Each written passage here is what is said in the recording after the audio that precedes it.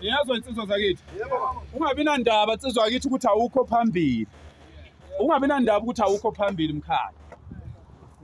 Makunomfowenu phambili ukhona wena ngithi. Sibambe la senzele ukuthi sibambe umthetho sibalaye laba abalindi ukuthi sizokona singoni senze into yethu ngoba kodwa kugcineni khona ngithi senza yona. Noma ngabe kuthiwa kasenzi ngalendlela thina sifisa ngayo ngempela kodwa ekugcineni kosuku makugcina kwenzeke lokho esikufunayo ukuthi sikhombise ukuthi njengoba amadoda emaningi kangaka kusho ukuthi ngempela ikhona inkinga eSouth Africa.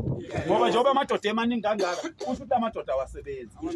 Ningahlakazeki-ke ingane zakwethu masithi nje sihamba ngolayini owodwa ngisho singaze siyofika kuleya nsimbi sibambe leyo layini owodwa sisho igama elilodwa emlonyeni bese ningabizi ingoma ngemuva nivuma ingoma ibizwe ngaphambili lenzela ukuthi masiyiyeka thina ngaphambili sifake enye nisheshe nizwe ngemuva lizinsizwa mina ngiyaniswa nje uyabona lokhu ngifikile lapha ngiyeza ukuthi akunezilwane zodwa